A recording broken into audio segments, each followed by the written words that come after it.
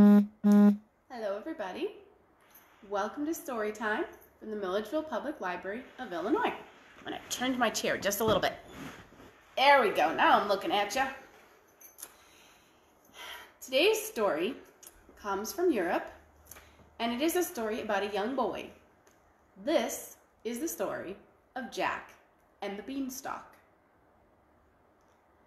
Once long ago there was a boy named Jack, and he lived in a small house with his mother. His father had died many years before, and Jack and his mother were very poor. They barely had any food to eat, but they did have a cow. Now the cow was pretty good about providing milk for a while, but after a while the cow stopped providing milk, and Jack and his mother were starving. And so Jack's mother said to him one morning, she said, "Jack, you need to take the cow and you need to take it to the next town to the market and you need to sell the cow. Get as much money as you can for the cow, Jack. That's the only way we're going to have food to eat this week." And so Jack said, "All right, mother." And so he took the cow and he started leading the cow down the road towards the market town. Well, as he was going down the road, he passed a little grove of trees, and out of that grove of trees came a little man kind of hobbling on a stick, kind of walking a little bit funny. And he said, "Hello, Jack, and what have you got here?" Well, Jack was a little bit surprised. He didn't think he knew this man, but maybe he was a friend of his mother's and he didn't remember him or something. Maybe that was how the man knew his name.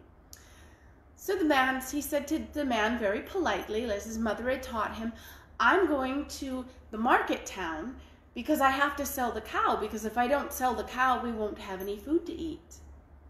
And the man said, "Well, now, that looks like a fine cow. Now, Jack, how would it be if I traded you for the cow?" And Jack said, "Well, I don't know. Mother told me to get as much money for the cow as I could, otherwise we won't eat this week." And the man said, "Now, Jack, I'm going to give you something really special for your cow." "Really? What?" And the man said, "You see these?" And he held out his hand, and in his hand there were 5 beans, just little seeds in his hand of beans. And Jack said, "Well, those don't look special to me. Those look like bean seeds."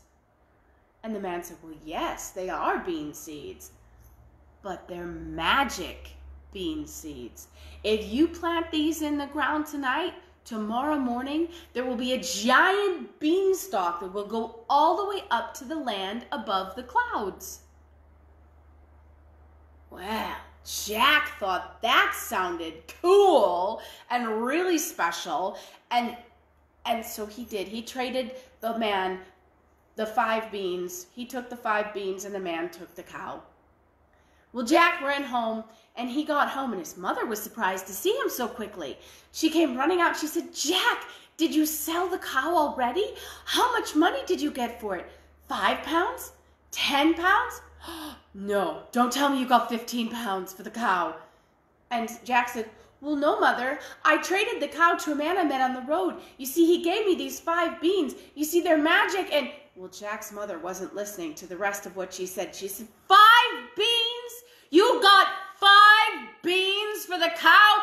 Jack, that's not even enough for one of us to eat for the night. We have no food left, Jack. This is no good." And she snatched the beans out of his hand and she threw them out the window. While Jack was sad, he was sorry that his mother was so upset, and he was sorry that his mother hadn't listened to everything he said about the wonderful magic beans. But there was nothing he could do about it right then except for say, "I'm sorry." And so he said, "I'm sorry," and he went to bed.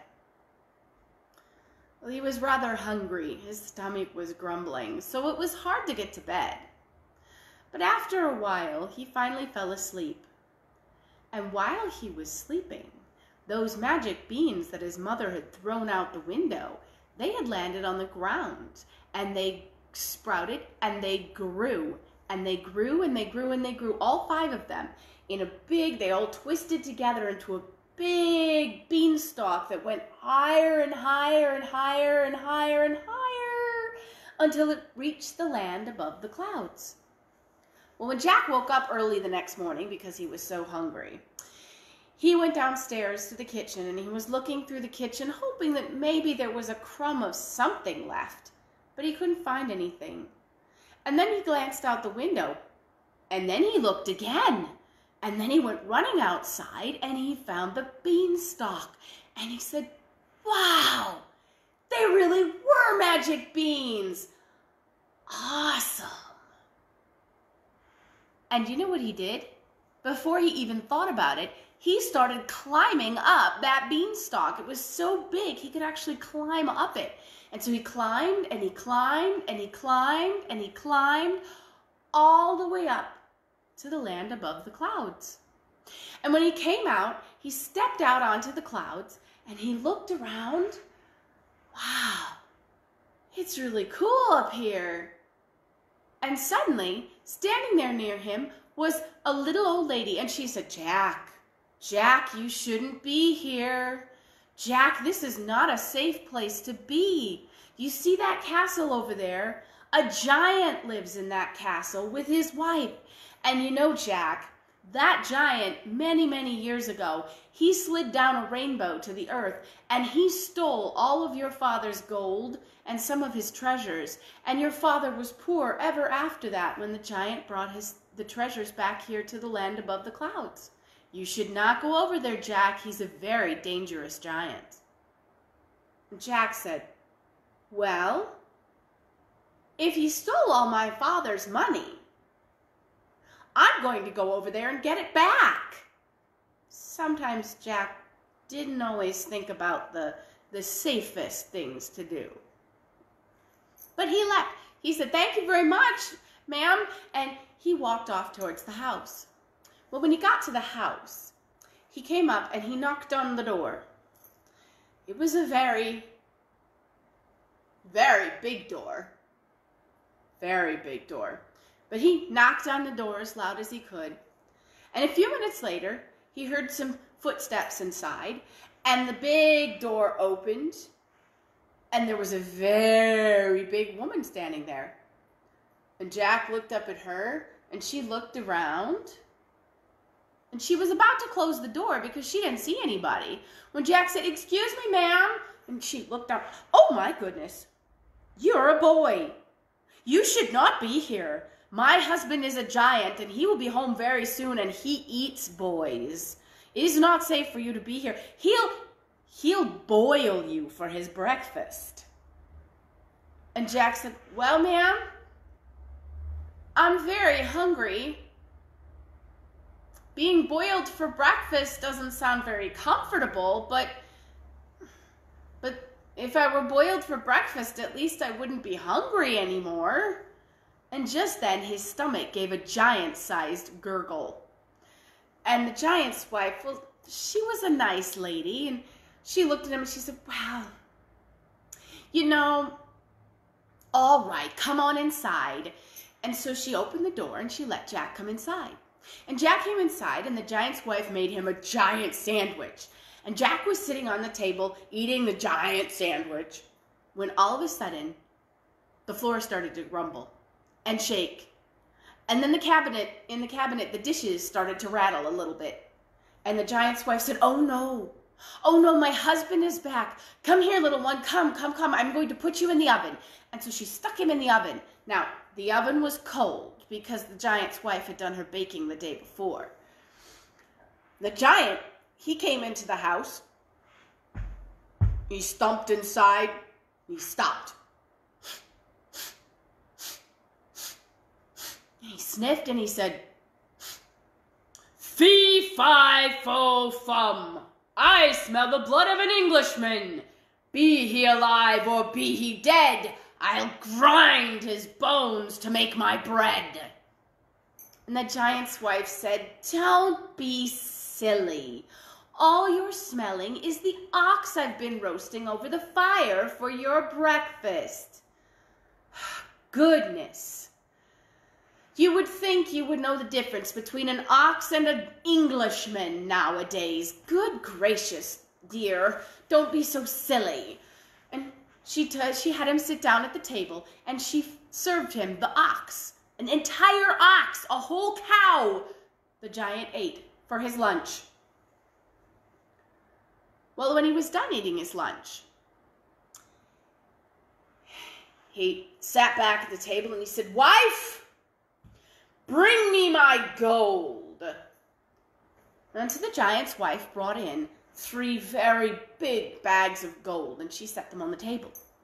And the giant opened them up and he spilled them out, and he started counting the gold. 1, 2, 3, 4, 5, 6. Have you ever counted something, a lot of something?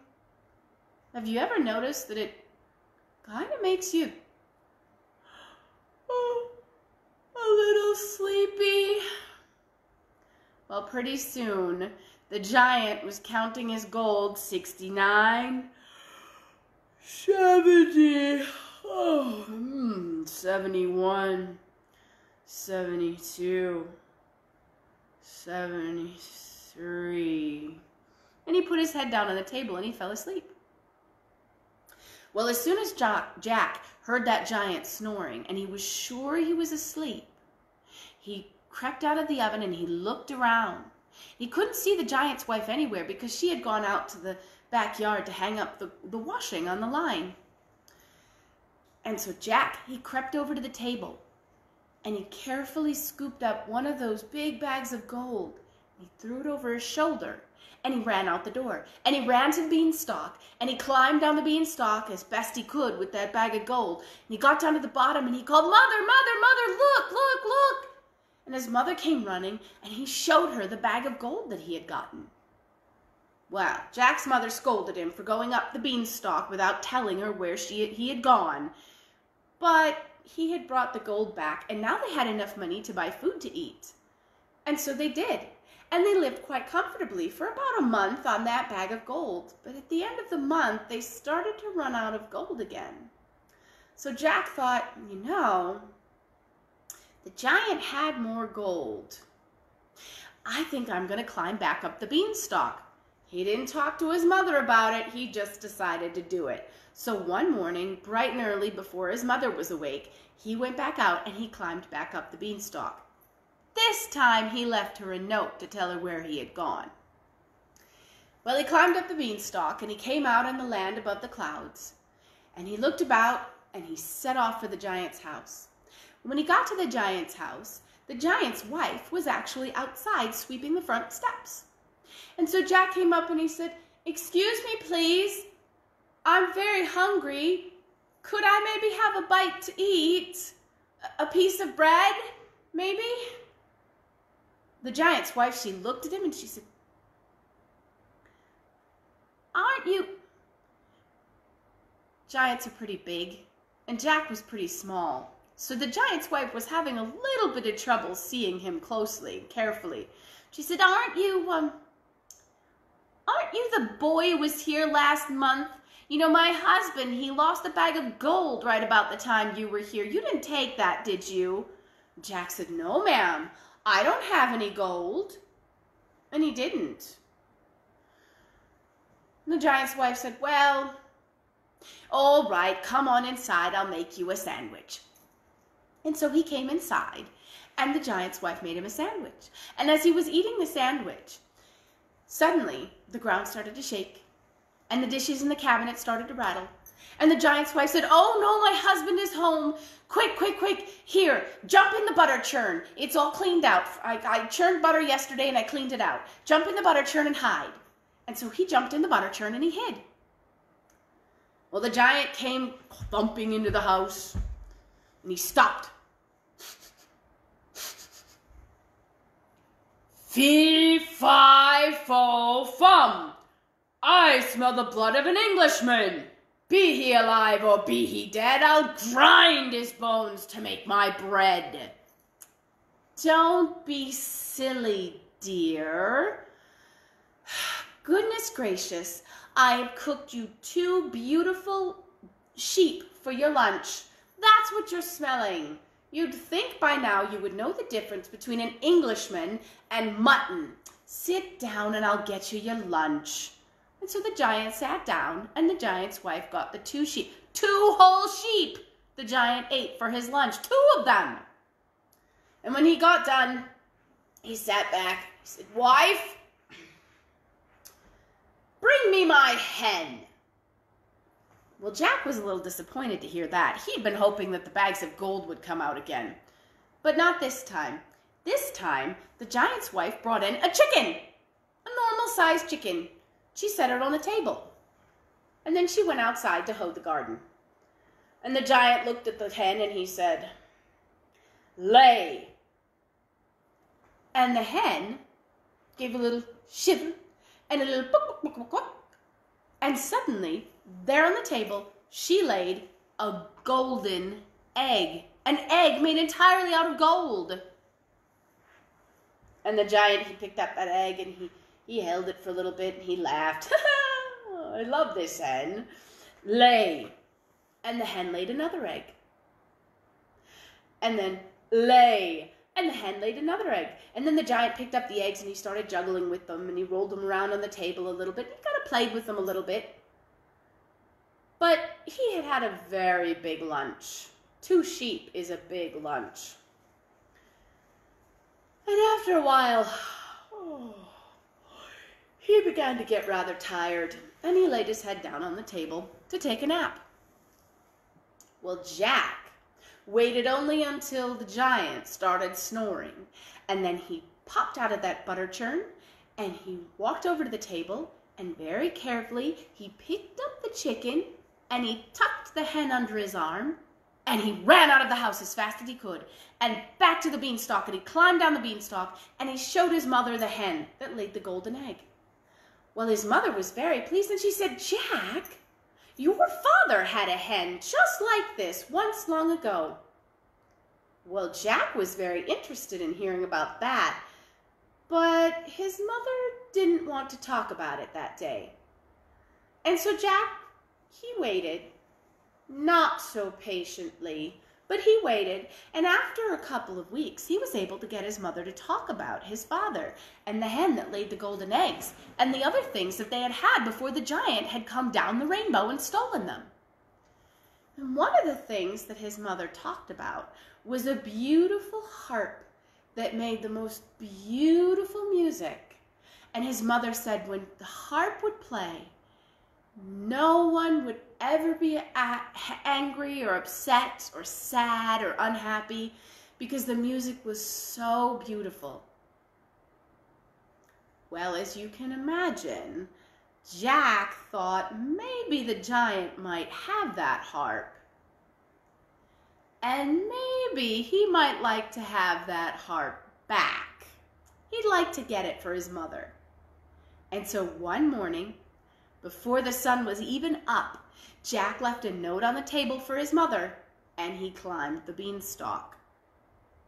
When he reached the land above the clouds, he started toward the castle, and then he thought for a moment. You see, Jack knew that while giants were very big and couldn't really see small, normal-sized people like us very well, they weren't really stupid. And if he tried to go up to the giant's house and ask for food again, the giant's wife would probably get suspicious. So he went up towards the giant's house and he hid behind a bush and he sat down under the bush and he was trying to think of how he could get into the house and look for the harp without the giant and his wife knowing that he was there. And while he was thinking, the giant's wife came out the front door of the house with a basket on her arm and her purse in her hands. She was going to the market to go shopping for groceries. Well, this was a perfect opportunity. And so as soon as the giant's wife had disappeared down the road, Jack got up and he struggled a little bit to get the door open, but he managed to get it open enough that he could slip inside and pulled it close enough shut that it would probably be okay. And he slipped inside And he looked about the giant's house. I've hidden in the oven before, and I've hidden in the butter churn. Where can I hide now? Aha! The closet. The giant had a closet that was like a big cabinet that had doors on the front. And Jack walked up and he could see where there was a nick in the door, and he was able to climb in through the door without having to open it. He squirmed his way inside. And inside were the giant and his wife's winter coats. And so Jack, he climbed into the cabinet and he kind of squeezed back a little bit so he could still hear everything that was going outside in the kitchen. But if the giant was coming toward the cabinet, he would know and he could hide behind the coats. Well, he was standing in the cabinet, getting a little bit bored. And suddenly, he heard the door open. And the giant's wife came in, and she was humming a little song. And she came in, and she put down her basket, and she started putting all the groceries away. And just as she was finishing putting the groceries away, the ground started to shake. And the dishes in the cabinet started to rattle. And this time it was a little scarier because the entire closet that Jack was in was shaking, and it was a little scary. But Jack knew that this shaking and rattling meant that the giant was coming. And before too long, the giant came in and he stopped. Fee, fi, fo, fum. I smell the blood of an Englishman. Be he alive or be he dead, I'll grind his bones to make my bread. And his wife said, darling, don't be silly. You're probably smelling that boy I boiled for your breakfast yesterday. I've been out shopping all morning. Nobody's here but me. Don't worry about it. Sweetheart, come on. I've got sandwiches ready for your lunch. Come on, sit down to the table and I'll give you your sandwiches. And so the giant sat down to the table, and the giant's wife brought out all the sandwiches, and the giant said, but I'm sure I smell boy or Englishman or man or something. The giant's wife said, darling, all right, you know what? When that boy was here before, he was in the oven one time, and I think he came out of the butter churn the other time. So look around, see if you can find him. I'll finish getting the sandwiches ready. And so the giant got up and he started searching the kitchen, and he looked in the oven, and he looked under the table, and he looked in the butter churn, and he looked in the bread box, and he looked in the refrigerator. He couldn't find anyone anywhere. But he didn't think to look in the closet because all that was in there was his winter coat. So pretty soon he got tired of looking, and he sat down at the table, and he was getting very hungry. He sat down at the table and he started eating his sandwiches. And when he was done eating his sandwiches, he said, wife, bring me the harp. Well, Jack was very excited to hear that. And when the giant's wife brought out the harp, and she set it on the table, and then she picked up her dust cloth to go upstairs and clean the bedrooms. And the giant, he sat back and he said, harp, play. And the harp started to play. A happy little tune that was cheerful and joyful and peaceful. And after a while, the song got a little less cheerful and a little more quiet and sleepy, like a lullaby. And pretty soon, Jack had to pinch himself to keep himself awake. He kept doing it until the giant's head drooped and fell onto the table, and the giant fell asleep, and he started snoring. Well, Jack pinched himself a couple more times just to make sure he was wide awake, and he kind of wiggled around a little bit just to make sure he was wide awake. Okay.